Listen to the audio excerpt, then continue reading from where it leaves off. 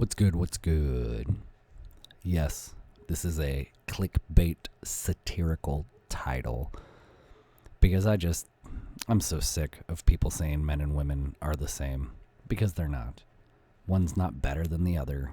They are just different, but equal. I'm going to read a chapter from Black Elk Speaks. Chapter 4, The Bison Hunt. When I got back to my father and mother and was sitting up there in our teepee, my face was still all puffed and my legs and arms were badly swollen. But I felt good all over and wanted to get right up and run around. My parents would not let me. They told me I had been sick 12 days, lying like dead all the while, and that whirlwind chaser, who was Standing Bear's uncle and a medicine man, had brought me back to life. I knew it was the grandfathers in the flaming rainbow teepee who had cured me, but I felt afraid to say so. My father gave Whirlwind Chaser the best horse he had for making me well, and many people came to look at me, and there was much talk about the great power of Whirlwind Chaser, who had made me well all at once when I was almost the same as dead. Everybody was glad that I was living, but as I lay there thinking about the wonderful place where I had been and all that I had seen, I was very sad, for it seemed to me that everybody ought to know about it, but I was afraid to tell, because I knew that nobody would believe me. Little as I was, for I was only 9 years old. Also, as I lay there thinking of my vision, I could see it all again and feel the meaning with a part of me like a strange power glowing in my body. But when the part of me that talks would try to make words for the meaning, it would be like fog and get away from me. I am sure now that I was then too young to understand it all, and that I only felt it. It was the pictures I remembered, and the words that went with them, for nothing I have ever seen with my eyes was so clear and bright as what my vision showed me, and no words that I have ever heard with my ears were like the words I heard. I did not have to remember these things. They have remembered themselves for all these years. It was as I grew older that the meanings came clearer and clearer out of the pictures and the words. And even now, I know that more was shown to me than I can tell. That evening of the day when I came back, Whirlwind Chaser, who had got a great name and a good horse for curing me, came over to our teepee. He sat down and looked at me a long time in a strange way, and then he said to my father, "Your boy there is sitting in a sacred manner. I do not know what it is, but there is something special for him to do. For just as I came in, I could see a power like a light all through his body." While he was looking hard at me, I wanted to get up and run away, for I was afraid he might look right into me and see my vision there and tell it wrong, and then maybe all the people would think that I was crazy. For a long while after that, whenever I saw a Whirlwind Chaser coming, I would run away and hide, for fear he might see into me and tell. The next morning, all the swelling had left my face and legs and arms, and I felt well as ever. But everything around me seemed strange, and as though it were far away. I remember that for 12 days after that, I wanted to be alone, and it seemed I did not belong to my people. They were almost like strangers. I would be out alone, away from the village and the other boys, and I would look around to the four quarters, thinking of my vision and wishing I could get back there again. I would go home to eat, but I could not make myself eat much, and my father and mother thought that I was sick yet, but I was not. I was only homesick for the place where I had been. I could not tell what I had seen and heard, even to my mother's father, refuse to go. Although before that I used to think that I could tell him anything, for he liked everything a boy could like, and there was no end to the wonderful things he would tell. It was he who made the first bow I ever had, and he always had more arrows ready for me when I had lost all those that he had given to me. I loved my father, but refused to go was different, and I used to be with him a great deal. This was the first thing I could not tell him. One day, during this time, I was out with the bow and arrows my grandfather had made for me, and as I walked along thinking of my vision, suddenly I felt queer, and for a little while it seemed that the bow and arrows were those that the first grandfather in the flaming rainbow teepee had given me. Then they were only those that refused to go had made, and I felt foolish and tried to make myself think it was all only a dream anyway. So I thought I would forget about it and shoot something. There was a bush and a little bird sitting in it, but just as I was going to shoot, I felt queer again and remembered that I was to be like a relative with the birds, so I did not shoot. Then I went on down toward a creek, feeling foolish because I had let the little bird go, and when I saw a green frog sitting there, I just shot him right away. But when I picked him up by the legs, I thought, now I have killed him, and it made me want to cry.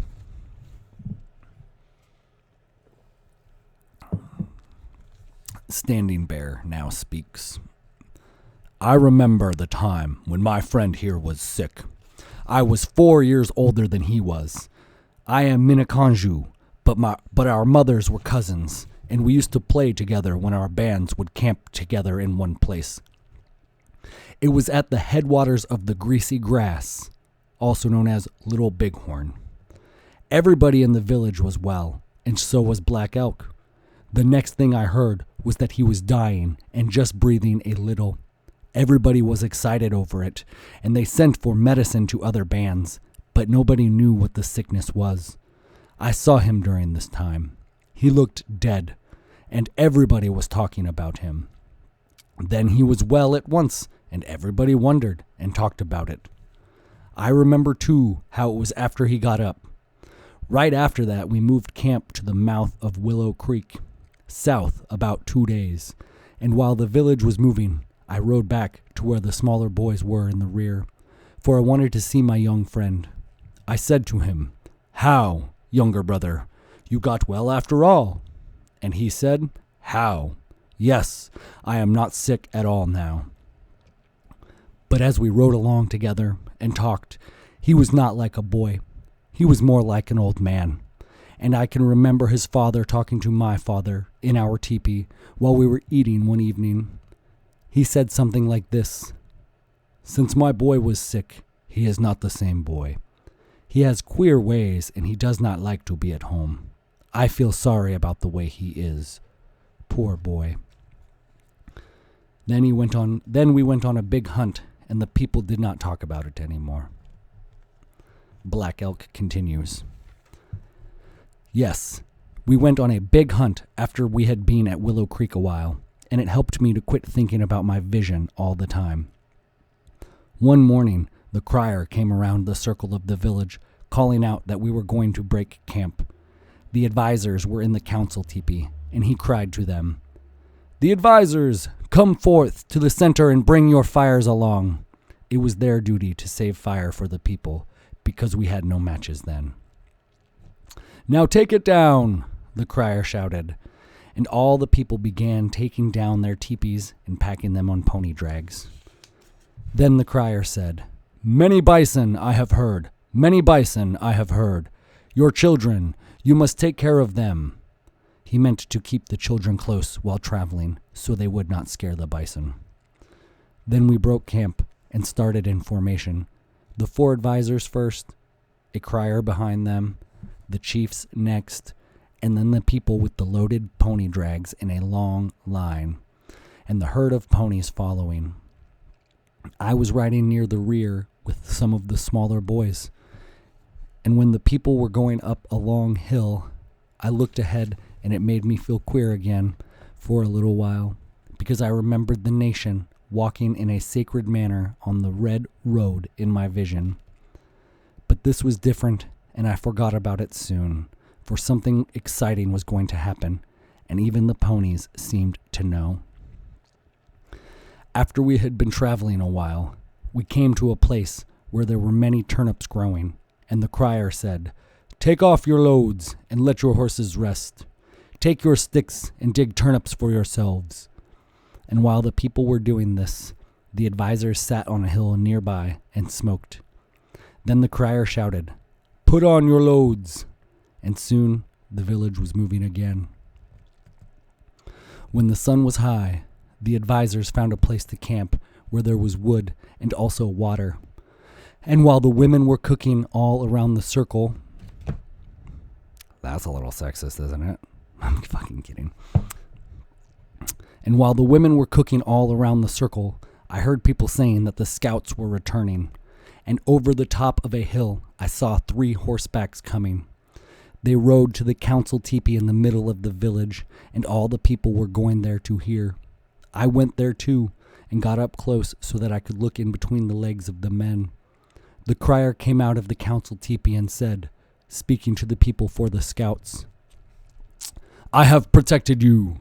In return, you shall give me many gifts." The scouts then sat down before the door of the teepee, and one of the advisors filled the sacred pipe with the chakunchasha, the bark of the red willow, and set it on a bison chip in front of him, because the bison was sacred, and gave us both food and shelter. Then he lit the pipe, offered it to the 4 quarters, to the spirit above, and to Mother Earth, and passing to the scouts he said, "The nation has depended upon you. Whatever you have seen, maybe it is for the good of the people you have seen." The scouts smoked, meaning that they would tell the truth. Then the advisor said, "At what place have you stood and seen the good? Report it to me, and I will be glad." One of the scouts answered, "You know where we started from. We went and reached the top of a hill, and there we saw a small herd of bison." He pointed as he spoke. The advisor said, "Maybe on the other side of that you have seen the good. Report it." The scout answered, "On the other side of that we saw a second and larger herd of bison." Then the advisor said, "I shall be thankful to you. Tell me all that you have seen out there." The scout replied, "On the other side of that, there was nothing but bison all over the country." And the advisor said, "Hetchatu alo." Then the crier shouted, like singing, "Your knives shall be sharpened, your arrows shall be sharpened. Make ready, make haste, your horses make ready. We shall go forth with arrows, plenty of meat we shall make." Everybody began sharpening knives and arrows and getting the best horses ready for the great making of meat. Then we started for where the bison were. The soldier band went first, riding 20 abreast, and anybody who dared go ahead of them would get knocked off his horse. They kept order, and everybody had to obey. After them came the hunters, riding 5 abreast. The people came up the rear. Then the head man of the advisors went around, picking out the best hunters with the fastest horses, and to these he said, "Good young warriors, my relatives, your work I know is good. What you do is good always.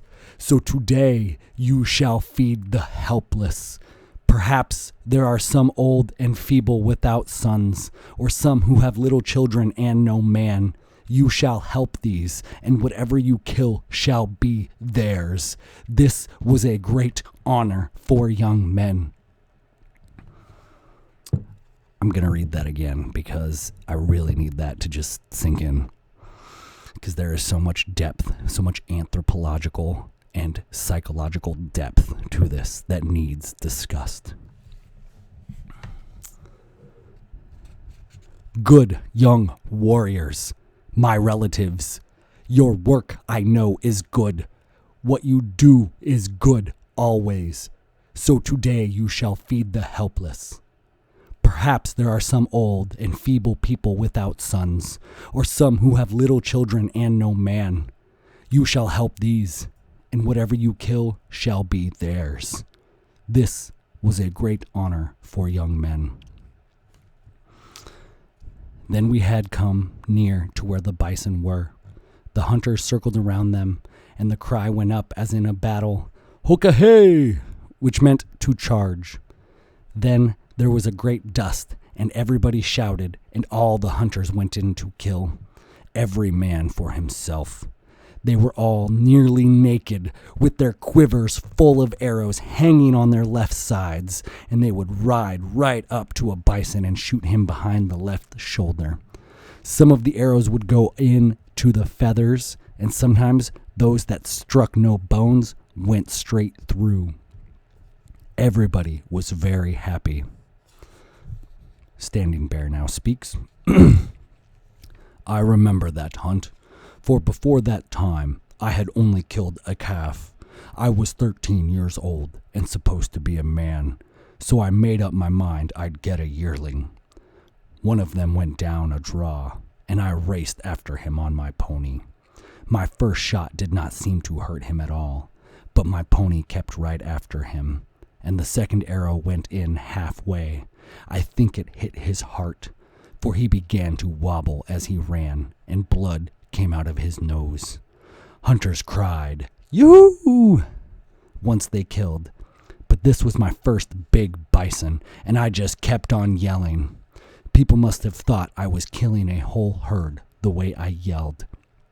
When he went down, I got off my horse and began butchering him myself, and I was very happy.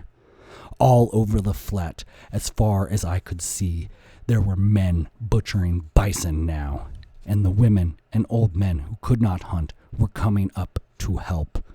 And all the women were making the tremolo of joy for what the warriors had given them. That was in the moon of red cherries, July. It was a great killing. Black Elk continues. I was well enough to go along on my pony, but I was not old enough to hunt. So we little boys scouted around and watched the hunters, and when we would see a bunch of bison coming, we would yell, "Yoo-hoo!" like the others, but nobody noticed us. When the butchering was all over, they hung the meat across the horses' backs and fastened it with strips of fresh bison hide. On the way back to the village, all the hunting horses were loaded, and we little boys who could not wait for the feast helped ourselves to all the raw liver we wanted. Nobody got cross with us when we did this. During this time, women back at camp were cutting long poles and forked sticks to make drying racks for the meat. When the hunters got home, they threw their meat in piles on the leaves of trees. Then the advisors all went back into the council teepee, and from all directions the people came, bringing gifts of meat to them, and the advisors all cried, "Hia! Hia! Hia!" after which they sang for those who had brought them the good gifts. And when they had eaten all they could, the crier shouted to the people, "All come home. It is more than I can eat." And people from all over the camp came to get a little of the meat that was left over. The women were all busy cutting the meat into strips and hanging it on the racks to dry. You could see red meat hanging everywhere. The people feasted all night long and danced and sang. Those were happy times. There was a war game that we little boys played after a big hunt. We went out a little way from the village and built some grass teepees, playing we were enemies, and this was our village. We had an advisor, and when it got dark, he would order us to go and steal some dried meat from the big people. He would hold a stick up to us, and we had to bite off a piece of it. If we bit a big piece, we had to get a big piece of meat, and if we bit a little piece, we did not have to get so much. Then we started for the big people's village, crawling on our bellies. And when we got back without getting caught, we would have a big feast and dance and make kill talks, telling of our brave deeds like warriors. Once, I remember, I had no brave deed to tell. I crawled up to a leaning tree beside a teepee, and there was meat hanging on the limbs. I wanted a tongue I saw up there in the moonlight, so I climbed up. But just as I was about to reach it, the man in the teepee yelled, "Yah! Yah!" He was saying this to his dog, who was stealing some meat too, but I thought the man had seen me, and I was so scared I fell out of the tree and ran away crying. Then we used to have what we called a chapped breast dance. Our advisor would look us over to see whose breast was burned most from not having it covered with the robe we wore. And the boy chosen would lead the dance while we all sang like this. I have a chapped breast. My breast is red. My breast is yellow. And we practiced endurance too. Our advisor would put dry sunflower seeds on our wrists. These were lit at the top, and we had to let them burn clear down into the skin. They hurt and made sores, but if we knocked them off or cried, "Ow!" we would be called women. And that is seriously how the chapter ends. So yeah, there's a lot in there that I will unpack maybe later, but I just wanted to read that to add some context to this whole idea that everyone is racist, sexist, bigoted, patriarchal, etc.